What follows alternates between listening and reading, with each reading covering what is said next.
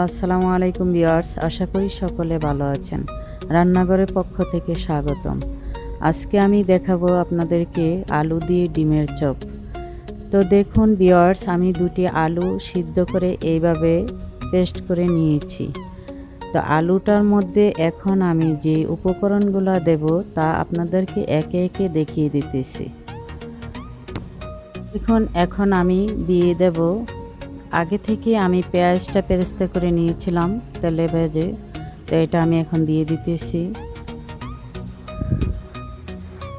দেওয়ার পর এখন দিয়ে দেব আমি ধনিয়া পাতা কুচি, তারপরে দিয়ে দিতেছি মরিচটাও আমি এইভাবে একটু বাদামি কালার করে ভেজে নিয়েছিলাম তেলের মধ্যে। তারপরে দিয়ে দেব আমি স্বাদ মতো লবণ দেওয়ার পর এখন আমি দিয়ে দেব চাটনি মশলা।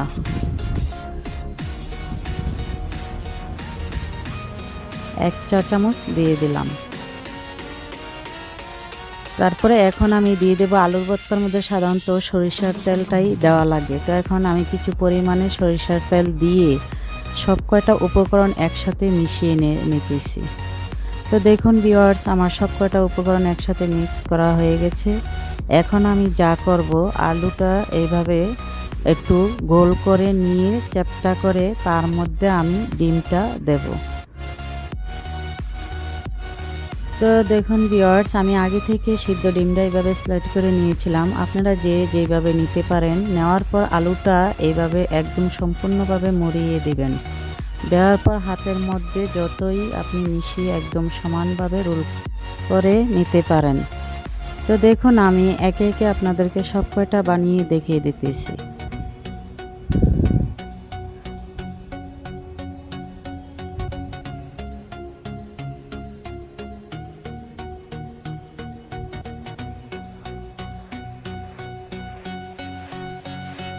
তো দেখুন ভিউয়ার্স, আমার সব কয়টা ডিমের রোল করা শেষ। এখন আমি যা করব, আগে থেকে একটা ডিম ফাটিয়ে আমি কুসুম সহ নিয়েছি। এখন তার মধ্যে একটা একটা করে রোল দিয়ে ভিজিয়ে নিতেছি। নেওয়ার পর আমি আগে থেকে যে টোস্ট বিস্কিটের গুঁড়া করে নিয়েছিলাম, তো এর মধ্যে এখন আমি রোলটা দিয়ে দিলাম। দেওয়ার পর হাতের সাহায্যে এইভাবে ভালোভাবে মিশিয়ে নেব। তো দেখুন, যেন সাদা আলু অংশটা না দেখা যায়, যত পারেন বিস্কিটের মধ্যে ভালোভাবে মিশিয়ে নেবেন।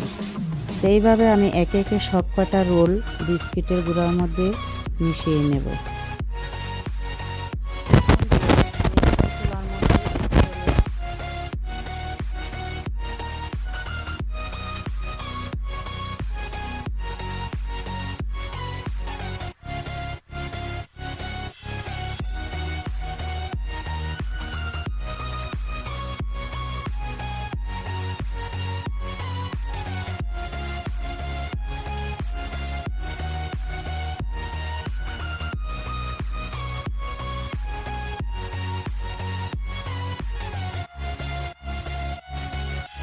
দেখুন ভিউয়ার্স, চপটি খুবই মচমচে হয়েছে এবং খেতেও খুব সুস্বাদু। আপনারা চাইলে চপটি তৈরি করে খেতে পারেন, রোজার মধ্যেও খেতে পারেন বা অন্য সময় খেতে পারেন।